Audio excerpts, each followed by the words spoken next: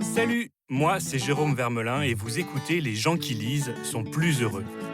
Et si, à l'heure où les réseaux sociaux vampirisent nos cerveaux, prendre le temps d'ouvrir un livre était devenu un acte de résistance?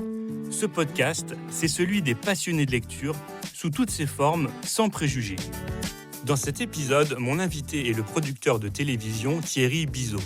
On a beau vieillir, se trouver plus sage, plus expérimenté, on se rend compte tous les jours qu'on comprend des choses qu'on n'avait pas compris la veille. On se dit mais quel imbécile j'étais d'arriver jusqu'à cet âge sans comprendre une chose aussi simple. Et je trouve que c'est ça qu'il faut donner dans un livre. Thierry Bizot, c'est un homme au parcours étonnant. Diplômé des grandes écoles, il a travaillé chez L'Oréal avant de rejoindre M6. Puis de créer en 1999 avec Emmanuel Chin la société de production Elephant, à l'origine de magazines d'actualité qui passionnent les téléspectateurs. Le plus célèbre d'entre eux, c'est sans doute 7 à 8 à l'antenne de TF1 chaque dimanche depuis bientôt 20 ans. Mais Elephant produit également des fictions, parmi lesquelles Fais pas ci, fais pas ça, un immense succès diffusé sur France 2, né de l'imagination de Thierry Bizot et de sa compagne, Anne Giaferi. Lorsqu'il a encore un peu de temps dans son emploi du temps bien rempli, Thierry écrit des livres. En 2008, dans Catholique Anonyme, il racontait sa conversion au catholicisme, un récit adapté au cinéma avec Qui a envie d'être aimé. Cet été, il a publié Un petit coup de jeune aux éditions Seuil, une fiction qui puise avec humour dans son parcours à la télévision. C'est l'histoire d'Éric Sage, un présentateur qui se réveille à l'hôpital en ayant oublié les 16 dernières années de sa vie. Il croit avoir 35 ans, il en a en réalité 51. Et le monde qu'il découvre ne ressemble vraiment plus à celui qu'il a connu. C'est dans les bureaux parisiens d'Elephant que Thierry Bizot m'a reçu, en cette rentrée médiatique et littéraire aussi bouillonnante que chargée. Bonjour Thierry Bizot. Bonjour. Vous allez bien ? Très bien. Merci de m'accueillir chez Elephant, votre société de production. Loin de l'univers du livre, j'allais dire, loin vraiment ? Oui et non, parce que Elephant produit à la fois des magazines comme 7 à 8, etc., mais on produit aussi beaucoup de fiction, des séries de télévision, comme Soupçon, comme Par en mode d'emploi, La stagiaire, etc., qui sont parfois d'ailleurs des adaptations de livres, mais qui sont très souvent, la plupart du temps, pas des adaptations de livres, mais des idées d'auteurs, scénaristes, qu'on met à l'antenne et voilà, qu'on met en image. Donc c'est quand même pas si loin que ça. Il y a toujours un texte. Voilà, je passe mes week-ends à lire des scénarios. Donc c'est une sorte de petite maison d'édition pour la télévision et le cinéma en fait. On n'est pas si éloigné, c'est ça. On n'est pas si éloigné, non. Ce sont des métiers très proches. D'ailleurs, souvent les scénaristes sont aussi des auteurs de livres. Voilà, donc c'est vrai que c'est deux mondes proches qui partent de l'écriture toujours. L'écriture est au cœur du métier de la fiction à la télévision. Et l'écriture, c'est l'un de vos nombreux métiers. Donc vous venez de publier Un petit coup de jeune chez Seuil. C'est un roman, c'est une fiction à la fois mélancolique et drôle, plutôt très drôle même par moments, sur un homme de télévision qui se réveille en ayant oublié 15-16 ans de sa vie. Moi, je me suis demandé tout de suite quelle était la part d'inspiration du réel. On en parle beaucoup en ce moment, de la réalité dans la fiction. Mais là, on est en plein dedans. Est-ce qu'avec ce roman-là, vous aviez envie de faire un peu un point sur ce monde des médias que vous connaissez bien et qui évolue à toute vitesse, et en particulier ces 15-16 dernières années ? En fait, je suis parti d'une histoire... J'ai vu qu'il y avait pas mal d'histoires d'amnésie partielle, réelle, qui existaient. Dans le monde, il y a eu plusieurs livres, etc. Et parce qu'on parle souvent, dans l'amnésie, on a toujours le cas, en fiction, hein, on a souvent le type qui se réveille et qui a tout oublié, il ne sait plus comment il s'appelle, etc. On en a fait aussi, d'ailleurs, dans des reportages récemment sur des gens qui se réveillent un matin, ils ne savent plus qui ils sont. Mais je trouvais intéressant d'étudier des gens, c'est plus rare, qui ont des amnésies partielles, c'est-à-dire qu'ils oublient une partie de leur vie. Et donc là, l'histoire de mon héros, c'est ça. C'est un type qui, vu de son côté, il a 35 ans. Il vit jusqu'à 35 ans. Il est petit chroniqueur dans une émission culturelle. Il est marié. Il a un petit garçon de 7 ans. Tout va bien. Et il se réveille à l'hôpital. Et voilà, il n'a rien de très grave. Mais on lui dit, on va vous garder en observation. Et là, il se rend compte qu'il n'a pas 35 ans, mais il en a 51. Et qu'il a vécu jusqu'à 51 ans. Mais comme il a oublié les 16 dernières années de sa vie, pour lui... Il en a 35. Or, il a un corps de 51 ans. Sa femme, il se rend compte, son fils qui avait 7 ans en a 23, il ne le reconnaît même pas. Sa femme, pendant ces 16 années, il l'a quitté pour se mettre avec une femme beaucoup plus jeune qu'il ne connaît pas du tout et avec qui il va devoir rentrer chez lui, mais sans savoir qui elle est. Donc, et quand j'ai eu l'idée de cette histoire-là, parce que je trouvais intéressant d'étudier ce sujet psychologique, on va dire, je me suis dit, un peu parce que, par facilité, parce que je connais le milieu, mais aussi parce que je trouvais que ça allait bien avec le sujet, si le type a oublié les 16 dernières années de sa vie, ou est-ce que ça a beaucoup changé dans les 16 dernières années? C'est vrai que dans le milieu des médias, ça a beaucoup changé. Une chose en particulier, à part le fait qu'il y a maintenant, on est passé de 5 chaînes à 22 chaînes ou plus avec la TNT, plus ensuite l'arrivée des plateformes, etc., l'omniprésence d'Internet, les réseaux sociaux, tout ça n'existait pas il y a 16 ans quasiment. Une des grandes choses qui a changé pour des gens qui travaillent à la télévision, c'est le monde de l'image.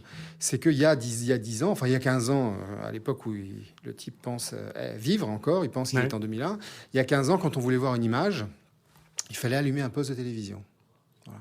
Donc la télévision était omniprésente, était la reine de l'image. Et depuis 1943. Donc ça faisait 60 ans que la télévision... Si on vous apprenait une information importante, un crash, vous étiez obligé d'allumer. Vous étiez obligé d'ouvrir la télé. Il n'y avait pas d'autre alternative que... Pour voir une image, il fallait soit regarder la télévision, soit payer pour aller au cinéma, mais ce n'était pas la même chose. Pour voir l'information, etc. Et ce qui a changé en disant, c'est que maintenant, des images, il y en a partout. On est absolument envahi par les images, partout dans sa poche. On a jusque dans sa poche, on peut plus s'en passer. Quand on part de chez soi et qu'on a oublié son téléphone portable, on a un sentiment d'effroi à l'idée de plus être connecté à ces images. On a des images dans les magasins, dans les rues, absolument partout. Et ça, c'est un énorme changement. Et donc la télé a été détrônée de cette exclusivité absolue de l'image. Donc c'était intéressant de mettre ce personnage. C'est pas un livre sur les médias et sur la télévision, c'est un livre sur ce personnage. Et qu'est-ce qui se passe quand on oublie 16 ans de sa vie et qu'on redécouvre, sa vie en fait d'aujourd'hui à 51 ans, alors qu'on en a 35 dans sa tête. Ce qui est un peu le cas de beaucoup de gens. On a tous un peu l'impression d'avoir 20 ans de moins dans notre tête. Mais là, dans son cas, lui, il a vraiment 20 ans de moins. C'est-à-dire qu'il a vraiment 16 ans de moins, quoi. Voilà. Il n'y a qu'un roman qui permet de raconter ça aujourd'hui, en 2019. Un roman ou une fiction, ça pourrait être un film. Oui, ça pourrait être un film, une série, sans problème, bien sûr. Mais est-ce que, quelque part, tout ce que vous me dites, c'est qu'on n'a plus le temps de lire des livres? Ou au contraire, alors justement, ça me pose à vous poser la question, pourquoi écrire un roman en 2019 si ce monde que vous décrivez et dont je parle dans le podcast nous encourage à regarder des petites images toute la journée dans notre téléphone? Moi, j'ai écrit un roman parce que c'est ce que je sais faire un petit peu, on va dire. Je reviens sur ce que vous disiez tout à l'heure en disant que c'est un de mes métiers. Moi, je ne considère pas que je sois un écrivain, ni de métier, ni même un écrivain. Je pense que je suis un auteur et que j'écris des livres parce que ça me plaît et ça m'est nécessaire, mais je ne me considère pas comme un écrivain. Parce que justement, c'est pas mon métier. J'ai un autre métier. Je considère que c'est quelque chose en plus. Mais il se trouve que moi, je ne suis pas scénariste. Donc, quand je veux m'exprimer, j'écris un livre. J'écris pas un scénario. C'est à titre personnel. C'est pas pour une volonté politique sur cette histoire-là, je vais écrire un livre plutôt qu'un scénario parce que j'estime qu'il faut défendre la littérature. Je pense que de toute façon. C'est vrai que la lecture est quelque chose qui disparaît de plus en plus. Les gens lisent de moins en moins. Je pense qu'il y a plus de gens qui écrivent que de gens qui lisent. Mais pour autant, lire est un plaisir singulier, unique, qui est irremplaçable. Alors, ceux qui ne le connaîtront jamais, il y en a une majorité de tout temps. Hein. C'est pas non plus... ça fait pas partie de l'humanité de lire. Hein. Avant l'imprimerie, personne ne lisait. Bon, et les gens vivaient et étaient heureux. Les gens étaient très heureux comme ça. Et les gens étaient très heureux comme ça. Donc c'est pas une question de nécessité absolue, mais c'est un plaisir. Pour ceux qui l'ont rencontré, c'est un plaisir très singulier, très particulier, qui est irremplaçable, qui n'est pas remplaçable par autre chose. Et on l'a tous éprouvé plein de fois. Entre lire un bon livre et voir une bonne série, c'est deux plaisirs on ne va pas comparer, on ne va pas dire c'est l'un est mieux que l'autre, mais c'est pas deux plaisirs substituable. Lire un livre procure des joies que ne procure pas une fiction. Une fiction procure des joies que ne procure pas un livre. Donc, c'est deux choses très différentes. Voilà. Donc, je pense que les gens qui apprennent, qui ont la chance d'apprendre à aimer à lire, parce que c'est une chance, c'est comme d'aimer un sport ou d'aimer... ils n'arrêteront pas de lire. Ils liront peut-être un peu moins, ils sont plus sollicités. Mais on voit bien, même dans les médias, on nous dit, par exemple, la télévision est morte maintenant depuis qu'il y a eu d'abord l'arrivée des jeux vidéo, puis des réseaux sociaux, puis d'Internet, puis des plateformes. C'est terminé, c'est foutu.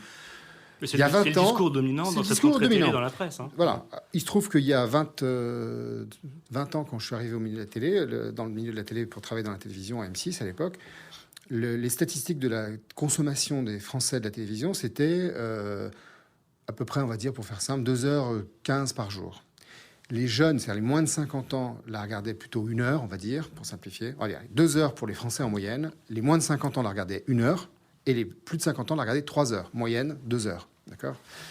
Normal, les vieux à la retraite ont plus de temps, regardent les jeux l'après-midi, etc. Les jeunes sortaient déjà. Bon, il n'y avait pas Netflix, il n'y avait pas Facebook, il n'y avait pas les réseaux sociaux, il n'y avait pas Instagram. Hein, c'était... Aujourd'hui, la consommation de la télévision en France, c'est de 2h20, un peu plus. À peu près 1 heure pour les jeunes, à peu près 3 heures pour les vieux. Ça n'a pas changé. 20 ans après. Voilà. Donc les gens continuent à la regarder. Alors pourquoi on nous dit que la télé va mourir ? Non, la télé souffre parce que la publicité qui nourrit la télé, qui la fait vivre, c'est réparti, c'est émietté d'abord sur plusieurs chaînes, puis a donné une part à Internet, etc. Donc la télévision a moins de moyens qu'avant, mais la télévision est loin d'être morte parce que la télévision propose... D'abord, c'est le loisir le plus économique qui existe. Voilà, ça coûte 130 € la redevance. C'est le seul coût qui est. Les autres chaînes sont gratuites pour 2 heures par jour, alors qu'un film, c'est 10 € pour 2 heures une fois. Donc, c'est pas cher. Et c'est ce qui permet à une écrasante majorité des Français de s'informer, de se cultiver, de voyager, d'apprendre des choses. Et puis, la télévision apporte de la communion. C'est vrai pour les grands événements sportifs ou pour la mort de Johnny ou pour le débat d'entre deux tours, mais c'est vrai aussi quand une chaîne rediffuse pour la 45e fois La Grande Vadrouille, ça fait 7 millions de personnes. Alors tout le monde a vu le film. Bienvenue chez les Ch'tis. Voilà. Et pourquoi ? Alors tout le monde a le DVD chez soi parce que c'est pas pareil de regarder en même temps que les autres. Les gens ont besoin de communion. D'ailleurs, on voit bien que depuis qu'il y a des réseaux sociaux qui font tout sur mesure, ce qui est formidable hein, par ailleurs, les gens ont de plus en plus besoin d'aller dans des spectacles vivants, etc., pour faire de la communion. Les gens ont besoin de communion. On a besoin des deux. On a besoin d'avoir des choses sur mesure qui sont faites que pour nous, et on a besoin également de faire des choses qui sont pour tout le monde et auxquelles on participe. Alors le livre, c'est plutôt donc un plaisir sur mesure, en l'occurrence. Même si on peut débattre de certains livres avec ses amis, c'est quand même quelque chose qu'on a... C'est quelque chose qu'on ne partage pas avec les autres. Disons que c'est partageable, puisque si tout le monde lit un best-seller, tout le monde en parle, et on l'a lu, on l'a pas lu, comme une série sur Netflix qu'on a vu, pas vu, etc. Donc c'est pas forcément solitaire comme plaisir. Mais là où c'est un plaisir un peu solitaire, c'est que d'abord, on lit tout seul, alors qu'on peut regarder une série à plusieurs, on peut regarder la télévision à plusieurs. On lit un peu... c'est vrai que la télé, c'est la communion, parce que tout le monde regarde en même temps. C'est à 20h30 en ce moment. Et ça dure 1h30. Après, vous l'avez raté. Il y a ce côté... Là, alors que le livre, il peut faire un grand succès, mais les gens vont le lire en ce moment, mais pas en même temps, exactement, précisément, de façon synchronisée. Et puis, c'est vrai que la lecture, c'est quand même un plaisir personnel dans le sens où ça demande un effort, un travail, un effort de lire, plus grand que d'être passif et d'accumuler des images qui vous sont projetées. Et du coup, ça permet, c'est pour ça que ça crée un plaisir particulier, de projeter des choses, d'imaginer des choses qui sont très personnelles. Voilà, et qu'effectivement, on ne partage pas forcément avec d'autres. Même si votre femme lit le même livre que vous en même temps, vrai. C'est peut-être 2 expériences différentes. D'abord, elle lit plus vite ou moins vite que vous, ce qui est toujours agaçant, parce que généralement, elle lit plus vite. T'en es où, chérie? Tu avais imaginé ce qui allait se passer à la page 150. Tais-toi, je suis à la page 148. Voilà, exactement. Alors, est-ce que donc, je vais vous poser la question que je pose à tous les invités. C'est une question à la fois un débat sans fin. Est-ce que les gens qui lisent sont plus heureux, d'après vous? Moi, je crois, parce que personne ne fait les choses en étant forcé, bon, sauf les étudiants qui sont obligés de lire le Dallos pour apprendre le droit, mais oui. Les gens qui lisent des romans, en gros, même des essais, ils l'ont choisi, ils l'ont acheté, ils se font un plaisir, en fait. Voilà. Et puis si vraiment ça les embête, ils lâchent le bouquin, ils ont le droit. Donc c'est plutôt, ça les rend heureux parce que c'est un plaisir qui se donne. Et puis je pense qu'un moi disons que le contrat que je passe avec le lecteur quand j'écris mon roman, c'est de me dire il faut que je sois vrai, que je dise les choses comme elles sont, et que en gros les petites choses que j'ai découvertes sur la vie dans mon modeste parcours personnel, j'en fasse bénéficier le lecteur. Et les meilleurs compliments pour moi, c'est pas tellement c'est bien écrit ou c'est bien construit ou etc. C'est plutôt ce passage-là, vraiment, je me suis retrouvé, c'est exactement ce que j'ai vécu, je suis content. C'est ce côté partage. On fait tous un cheminement, on prend des chemins, on apprend des choses, on se trompe, on tâtonne, parfois on découvre quelque chose. D'ailleurs, c'est ça qui fait la beauté de la vie, hein, c'est qu'on a beau vieillir, se trouver plus sage, plus expérimenté, on se rend compte tous les jours qu'on comprend des choses qu'on n'avait pas compris la veille. On se dit mais quel imbécile j'étais d'arriver jusqu'à cet âge sans comprendre une chose aussi simple. Et je trouve que c'est ça qu'il faut donner dans un livre. Il faut qu'à travers une histoire qui soit amusante, les gens aient l'impression qu'on fait un petit... voilà, qu'on donne quelque chose en fait de nous, de très singulier. Un bout de chemin ensemble. On fait un bout de chemin ensemble et on donne quelque chose à nous de très personnel, mais plus il est personnel, plus il devient universel et il peut se partager avec tout le monde. Ce plaisir de l'écriture, de la lecture, de la fiction, de créer des fictions, ça a changé votre vie? Est-ce que c'est quelque chose dont vous rêviez dans votre vie d'avant, ou est-ce que vous avez toujours eu envie de faire ça? Ouais, j'ai toujours, quand j'étais petit, j'écrivais des poèmes et des petites histoires j'ai toujours eu envie d'écrire, toujours. Et finalement, assez vite, quand on a créé Éléphant avec Emmanuel Chin, mon associé, on a commencé par faire des magazines, des émissions de plateaux, de flux, etc. Et très vite, j'ai eu envie de faire de la fiction.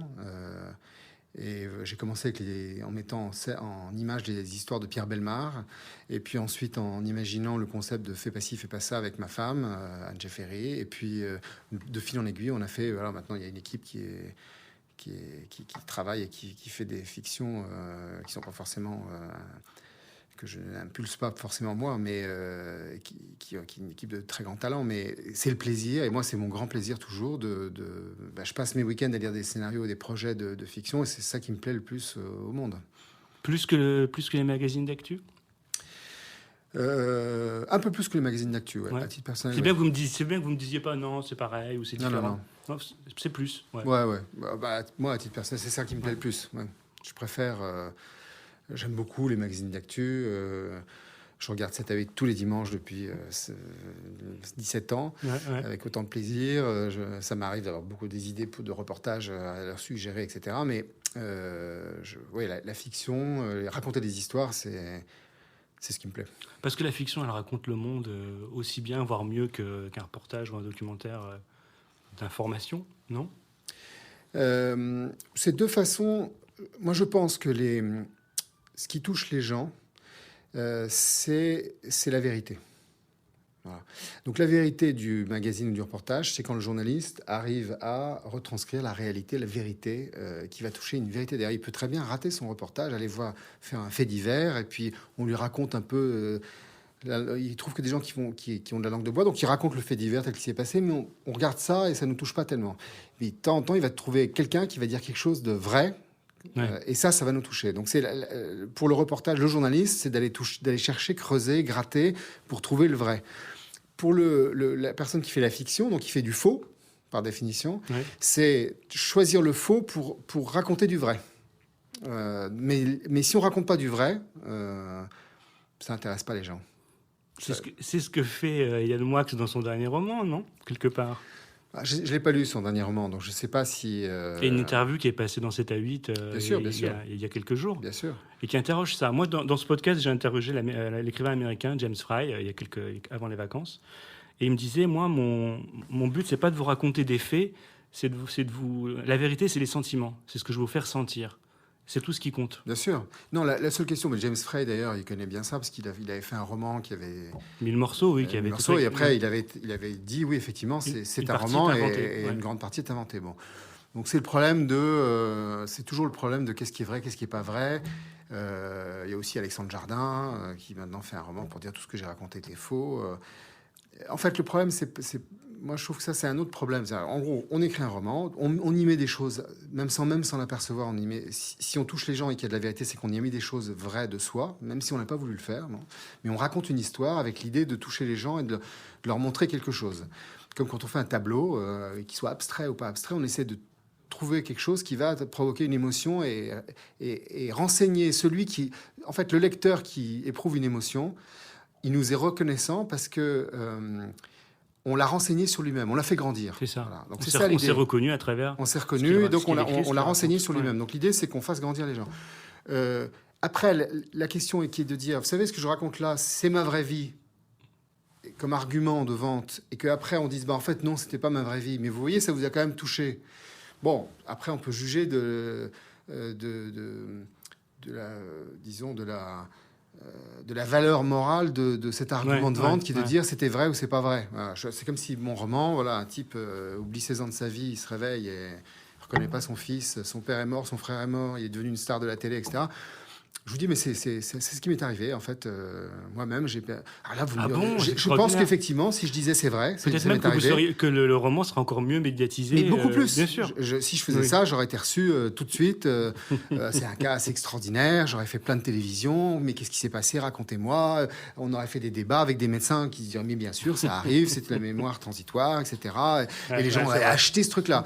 Bon, ça aurait été un argument de vente. Puis après, j'aurais dit, c'est pas vrai, en fait. Ça aurait peut-être été un autre argument de vente. Les gens auraient dit, tiens, je vais aller lire le bouquin du menteur. Bon, je pense qu'il y a un peu de ça dans toutes ces manigances que font James Frey, Moix ou Jardin, qui est...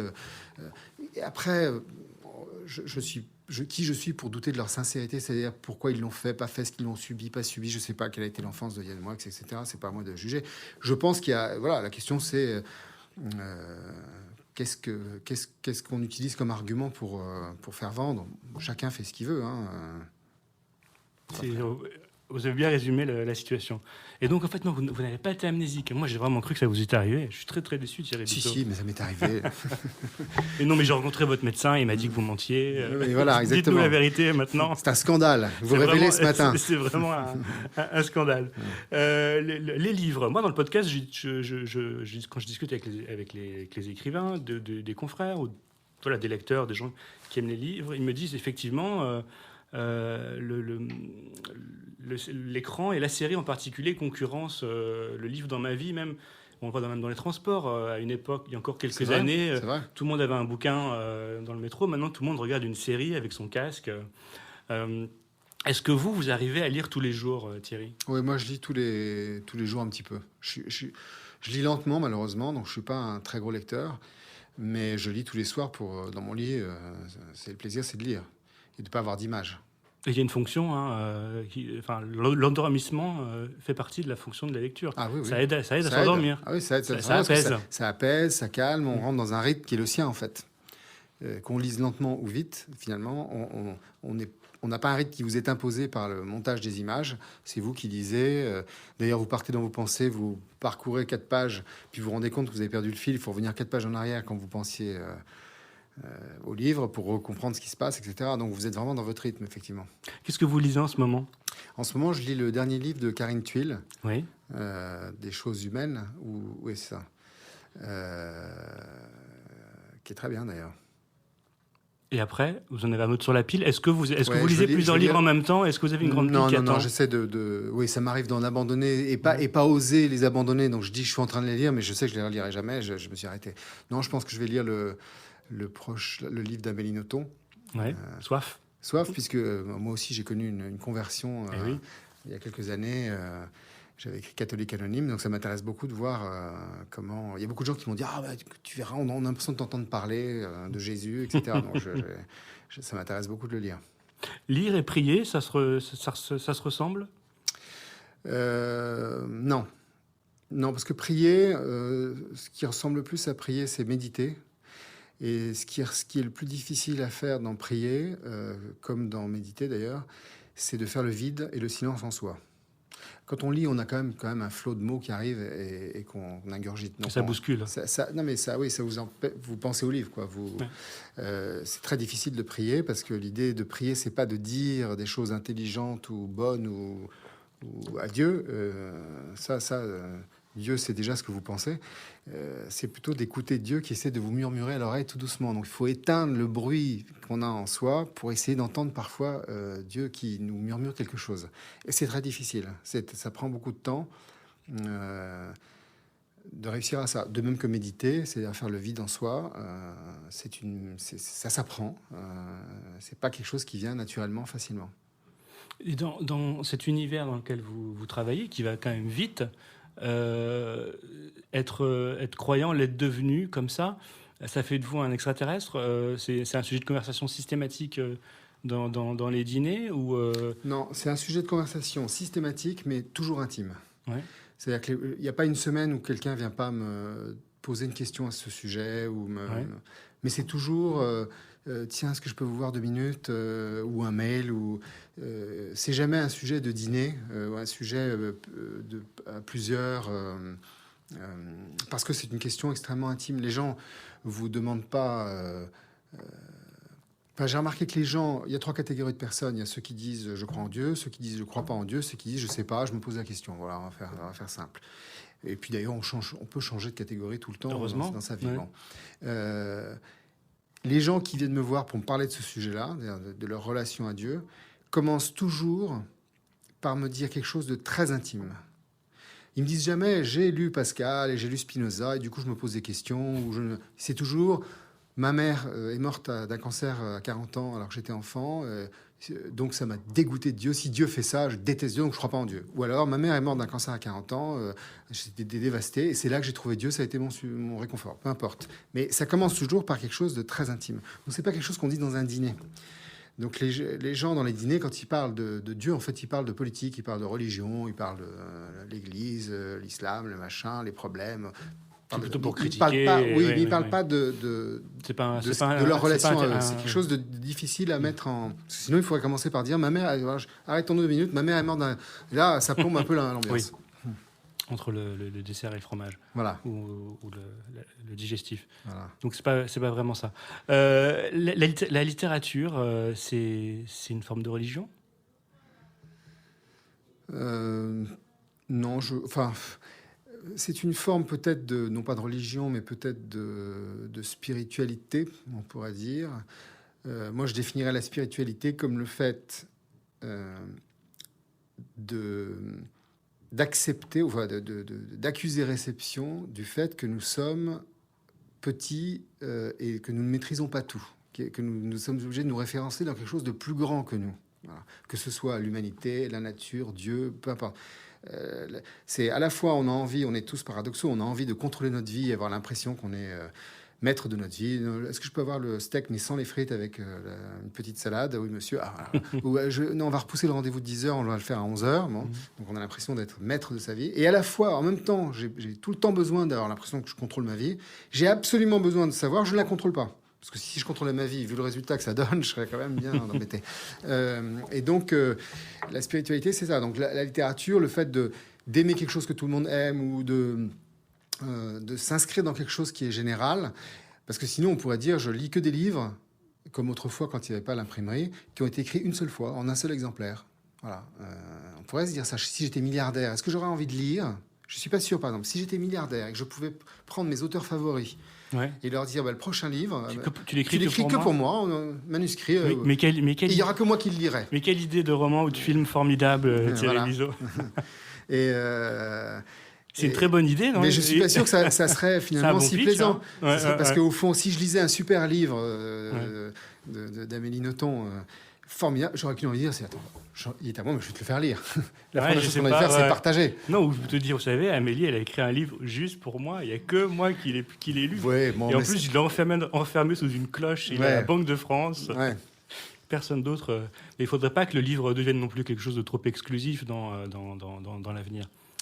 De toute façon, la culture, par définition, est un peu exclusive. Parce qu'elle demande un effort et une éducation Voilà, c'est comme ça. Mais c'est vrai que c'est dommage de voir la lecture. Enfin, pour les gens, en fait, pour qui c'est un plaisir, c'est triste de voir la lecture baisser parce que on a envie de partager, on a envie de dire aux gens, mais vous passez à côté de quelque chose. Mais voilà, maintenant, j'arrive pas à me dire. Si je reprends votre comparatif entre la religion et la lecture. Les gens me disent, oui, l'église catholique, elle est foutue, elle baisse, il n'y a plus de prêtres, il n'y a plus de ceci, j'ai rempli la messe. Moi, je leur dis toujours, hein, j'ai aucune inquiétude sur l'église, sur l'avenir de l'église. Peut-être qu'en ce moment, il y a un petit rétrécissement. Elle a connu des choses bien pires. J'ai aucune inquiétude, vraiment, mais vraiment, c'est pas une posture. Je suis sûr, parce que l'église, elle possède un trésor inoxydable, qui est la parole de Jésus, et les gens qui ont été touchés. Et ça fait 2000 ans. Et d'ailleurs, à l'époque, pendant 300 ans, elle a commencé en étant persécutée. Il n'y avait pas de livre, il n'y avait pas d'Internet, il n'y avait rien. Il n'y avait pas de messe, il n'y avait pas d'église, il n'y avait pas de petite chapelle mignonne dans le village, il n'y avait rien. Et les gens... Mais c'était le message de Jésus, je ne m'inquiète pas pour lui. Voilà, en gros. Pour la littérature, je pourrais dire la même chose. Je pourrais dire, je ne m'inquiète pas, il y aura toujours des gens pour lire et tout. Je ne suis pas sûr. Je ne suis pas sûr parce que ça demande quand même un apprentissage. Enfin, je pense quand même qu'on aura toujours besoin d'écrire, ne serait-ce que pour des choses parfaitement techniques, quoi, en gros. Mais je pense peut-être qu'on n'apprendra plus à écrire à la main dans les générations. Écrire à la main, ce qui était quand même, quand on y pense, un apprentissage très, très compliqué. Bien sûr. Moi, j'ai une petite fille de 6 ans qui est en train d'apprendre à écrire. Je m'inquiète qu'elle écrive les lettres à l'envers pour l'instant. Ouais, mais bon. Non, mais on se rend pas compte, mais on a oublié, parce qu'on était enfant, mais on a oublié l'effort que ça a dû oui, être bien sûr, de faire des lettres, etc. Ouais. Peut-être qu'à cause des écrans, ça sera fini, c'est-à-dire qu'on apprendra directement à écrire, donc la grammaire, l'orthographe, mais à travers un clavier. Ça, c'est possible. Donc peut-être que dans 50 ans, plus un enfant ne saura écrire à la main quelque chose, ce sera quelque chose qu'on regardera comme une vieillerie. Mais je pense quand même qu'on continuera à écrire, parce qu'il faudra bien écrire des mails, des choses, se dire l'écriture est quand même... Alors, et je pense que tant qu'il y aura de l'écriture, même purement fonctionnelle, pour un mode d'emploi de machine à laver, il y aura quand même de la lecture. Nous, les hommes de médias que nous sommes, nous avons une responsabilité là-dedans, dans le fait de partager... de donner aux gens envie de lire.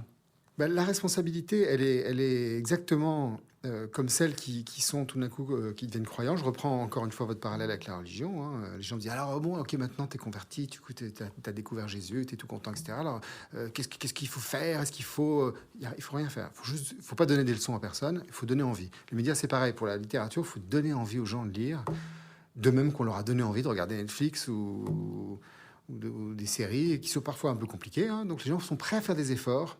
Les gens sont prêts à faire beaucoup d'efforts quand c'est bien. Et comme il y a beaucoup de très mauvais livres, mais il y a aussi beaucoup de bons livres, beaucoup de mauvaises séries, il y a beaucoup de bonnes séries. Si les gens ont la chance de découvrir la lecture... Est-ce que les médias parlent suffisamment des livres et de la lecture ?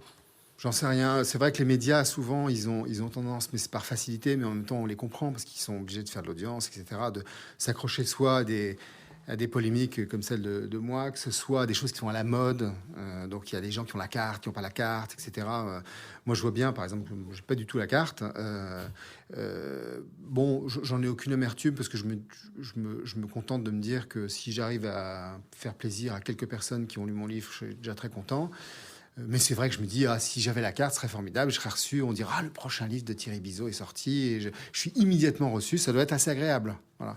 Et pour ça, il faut avoir été... Il faut une forme de snobisme. Et dans ces cas-là, ces histoires de cartes et tout ça, ça oublie complètement le lecteur et le public. C'est un truc... c'est des gens qui sont amis... Non, parce qu'une partie du plaisir du public, c'est de lire un bon livre. Ouais. Une partie aussi, c'est de lire le livre à la mode. Ouais, et de retrouver un peu les mêmes. Et de dire, j'ai lu le dernier ceci. Est-ce que lui, il monte? Est-ce que lui, il descend? Voilà, et puis j'ai lu le dernier machin, il est bien, il est pas bien, mais je suis dans le coup. Être dans le coup, c'est quelque chose qui est très important et que les médias véhiculent énormément. C'est un besoin humain absolument fondamental, d'être dans le coup. Donc la littérature échappe pas à ça. De même que c'est vrai aussi pour les réalisateurs de cinéma, il y a donc ceux qui ont la carte, qui n'ont pas la carte. C'est vrai pour tous les domaines culturels, hein. Ceux qui sont à la mode, pas à la mode. Voilà, Jeff Koons était à la mode. Alors on parle de lui, mais est-ce que Jeff Koons est un meilleur sculpteur que... on ne sait pas. La Jeff De toute façon, Koons, la culture, Ouais. c'est ça qui est toujours marrant en France, c'est qu'on parle toujours de la culture. Il y a un ministère de la culture, mais finalement, la culture, on ne peut la définir que quand elle est morte. On dit ça, c'était la culture du 19e siècle. Finalement, ressortent tels écrivains, tels peintres, tels artistes. Maintenant, on peut le dire. Mais sur le moment, À l'instant précis, vous pensez qu'on Qui ne peut dit- pas définir. On entend souvent ça, c'est un classique instantané. C'est une phrase de journaliste. Ça n'existe pas un classique instantané? je pense qu'il peut y avoir des succès instantanés, Ouais. des livres qui marquent, et même du temps de de grands écrivains. On voit bien que Dumas, par exemple, Les Trois Mousquetaires a été un succès foudroyant, alors qu'il avait écrit plein de bouquins qui n'avaient pas marché, qui avaient bien marché, mais sans plus, quoi. Il était déjà un auteur. Mais tout d'un coup, il y en a un qui sort, et